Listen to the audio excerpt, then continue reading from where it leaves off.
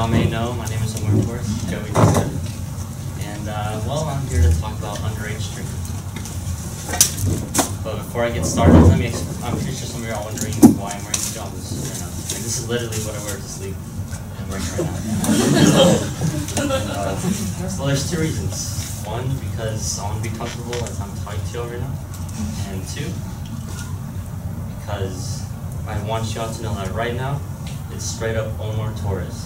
With no touch of society's control upon him. Because society's like, oh, you have to look presentable and look all nice and spiffy when you're giving a speech. Like, nope. Omar's like, nope. He's gonna wear pajamas because he's comfortable and he wants people to know that this is real Omar right now. The only thing toned down about Omar right now is profanity, because I'll get in trouble with that. So, let's get this started. Why do kids drink? Why do kids under the age of 21 drink alcohol when it's illegal? When studies show that it leads to brain and or liver problems in the future? Why do kids drink? Because it's the thing to do. Every Friday night, oh dude, it's so important tonight. Oh, this guy, alright, let's go, yeah. Alright, can I go? Oh dude, there's kegs in, yeah, oh beer pong, yeah. Kegs in, yeah. Yo, let's take off our shirts, we're football players, you know what? Cool like that, yeah.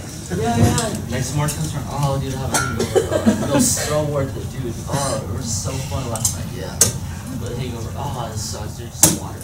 And the next week comes around, oh dude, he's doing the party, oh this guy, alright, let's go, yeah. Same thing over again, drink, keg stands, taking off shirts, boom. Hangover again as well, but yo, it was worth it. The next week comes around, oh dude, he's doing party, oh this guy, alright, let's go, boom. And then, but this time, instead of all the drinking, it gets interrupted by the police. And it gets busted. So some of the kids end up with some tickets later, and then, but they're like, oh, it's okay, you know, I can just take some of my parents, or I can just tell them straight up that this party got busted, blah, blah, blah. You know, it's okay, no big deal. Next week comes around, same thing over and over again. I don't understand. Why do we have to resort to alcohol to have fun? There's other ways to have fun. Like, you just gotta be true to you. And once you're true to you, you know how to truly have fun. Like, when I tell you, like, this is literally the best sleepover I ever had. That's one of the best nights I ever had. Like, me and my friends, this was in the summer, me and my friends were hanging out. There was like 4 or 5 of us. And then we just like, we were hanging out at my house, we were swimming, watching movies, played games, played rock band, played all this. But in that moment, we were all like together, you know, hanging out. But in that moment, Omar Torres was like 100% himself. He was like going all out to like, he was funny, he was making everybody just enjoy themselves, and he was making the best out of that situation. That's literally the best night I ever had. Or best sleepover, let's just say that. Best sleepover I ever had. It was just so fun, it was just so like real that day.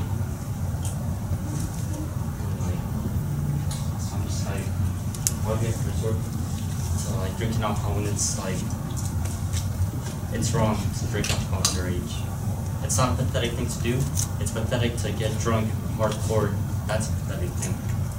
So to drink alcohol underage, that's wrong. But like, something that makes me mad is whenever like guys are over here like drinking alcohol because it gives them like a confidence boost.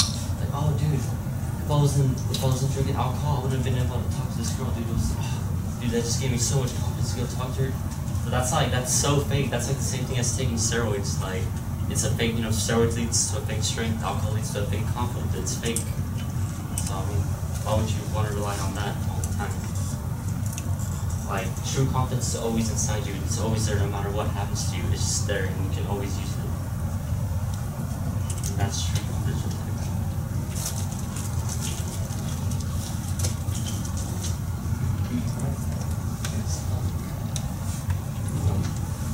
So yeah, that leads me to say that we just gotta like focus on our true goals right now. Because like one day when we're older, we're gonna regret it all. We're gonna look back, oh, I should have been focusing on this, my true passion, instead of just focusing on, oh, finding out where the next party was going, getting drunk and all this. Now I'm going to talk about the story of this one girl that I know. And this girl, she's a very beautiful girl, and she would get really crazy when she would go to parties. She just every time she went to a party, she would just drink so much and just get hammered. She never knew her limits. But then one day, she went to a small party, maybe 10 people or something like that, and then, well, they were there, just drinking it up, getting drunk and stuff, and somebody had a smart idea of driving a four-wheeler at night while drunk. And, well, they were driving, and then boom, they crashed. Who would have known? Who would have known that these drunk people were going to crash? Oh, don't worry, they're okay. They were okay. Except, well, the girl, she went to the hospital. She had to get surgery. But somebody, whenever she was getting surgery, somebody took a picture of it. I think probably her mom or something. And then after that girl posted on Facebook. Oh, they posted that picture on Facebook with a caption saying, "Oh, well, I guess I need to stop drinking. LOL."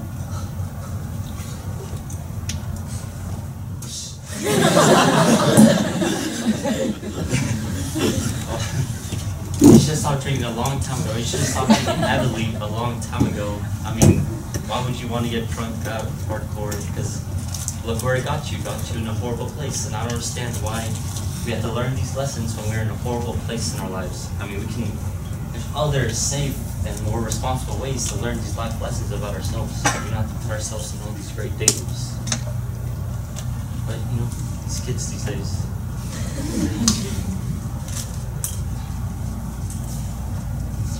And I want to talk about the fade zone. With these girls.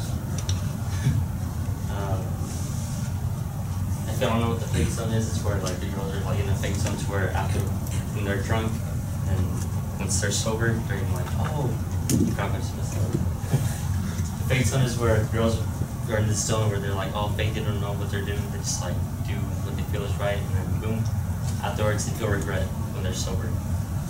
Well, I don't understand why you have to go to that stage where y'all are hammered drunk, where y'all are just hardcore. That's not even when it's fun anymore. Because I know it's fun when y'all are buzzed, but after that it's just no longer fun. It's just that's what you just stop. But this girl, but y'all still go to that stage where y'all get to that fake zone where y'all hammered, y'all are really drunk, and you end up doing something dumb, and somebody ends up maybe taking a picture of something dumb you're doing, maybe something inappropriate, and then boom, goes around the whole school. Your image is destroyed because y'all are something inappropriate, and your image gets destroyed. So just and you're always oh my gosh, my image is so ruined. No. It's the end of the world. Oh my gosh. I'm not hating on y'all women. I'm just saying, because guys are like this too. They're always it's all fake, and then they get more really cocky, and then they actually end up doing something illegal, maybe violating a girl. But they get to that place.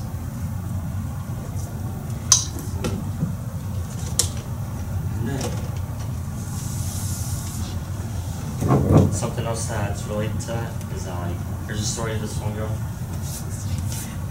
This guy and this girl actually. They're at this party, and then this girl was hanging out with friends. They were all drinking it up. She was really hammered, and drunk and stuff. But her friends were kind of alright, and they were actually protecting her to keep her safe from all these guys. There's this one main dude that just wanted to get with her. He was just pushing her against, just pushing her to it. He really wanted to get with her, but her friends were holding her back, hey, no, that's not right. You shouldn't do that, blah, blah, and all this. But imagine if her friends weren't there to back her up, and she was at some random party. She would probably end up in a bad place if it wasn't for her friends there. She'd probably go to another party in college where she thinks she's hanging out with some true friends, but they're actually just backstabbers, and they're just going to make her over there all by herself. And it'll lead to bad consequences. Probably end up having a baby or something like that. That's the consequence. Now we're just going to talk about this mother. This mother that really just condones underage drinking. She's a strong supporter. Her daughter had this party. It was a small party, maybe 15 people or something. But she had this party, and then the mom bought all the alcohol. She got all the alcohol for the party, and just basically supplied the whole thing. And then after a while, they're hanging out and all this, thinking they're having fun, and then boom, there comes the police. The party gets busted. The kids get tickets, but the mom's like, "Oh, hey, it's okay. It's basically my fault. I provided the alcohol. I got all the tickets. I'll pay for it. It's okay. You don't have to worry about it." So that's pretty much like setting a bad example for. That's setting a bad example, especially for her daughter. Like her daughter maybe she's gonna go to college one day and then get in some real big trouble, like at a party. Maybe she's gonna do something crazy, but she knows that her mom, if she gets in trouble, she knows that her mom's gonna be understanding about it. So that's just setting a bad example for that. Like she's gonna go to like jail maybe if she does something stupid enough. She's gonna be like calling her mom, "Oh my gosh, mom, please get me out of here. Please, you understand, right? You kind of raised me this way. Please get me out of here." And the mom's gonna go, "Oh, it's okay, yeah, I understand. I'm going over there right now." And then, there you go. There you go again. The girl, she's like, "Oh, this is a lesson learned. I need to stop getting really drunk." I don't see why we have to go through these horrible things to learn these lessons. It's just like all the wisdom, all the knowledge is there for us to learn these life lessons.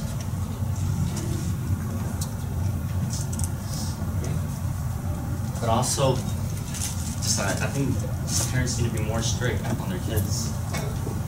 Like, that's one thing that's. I was fortunate enough to have strict parents. And I was fortunate enough to learn to respect them truly. Like before last year, I never really truly respected my parents. I would always just argue with them all the time and just get mad at them for just every little thing that they said I couldn't do because I just thought they were so strict. But since then, I've learned to respect them truly. Now, if I want to do something but I know that they don't want me to do, then it's okay. If they say no, then I'll just stay home and whatnot. If I want to go out to someplace, they're like, "Oh no, you can't go today. This and this, so and this, so and so." I'm like, "Okay, it's alright, I'll stay." But then again, they are humans, so they will sometimes make mistakes. Sometimes we just have to reason with them. There's no need for all this argument.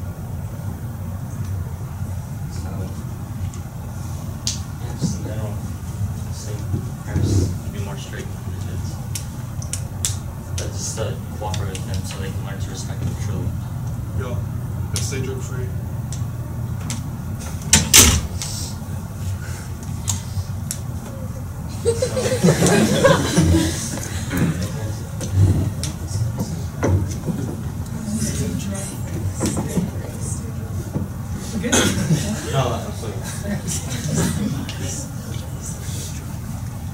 Okay, so yeah, basically, in the end, we just gotta, a lot of us would be tempted to drinking at an underage level. If you're a straight edge person like me, you gotta fight that temptation. You're gonna be offered some alcohol, but in your heart, if you know in your heart you don't want to drink alcohol, you don't want to be on all that drugs and stuff, you gotta say no. You just gotta be true to you and say no to all this temptation, negativity crap that's gonna just break you.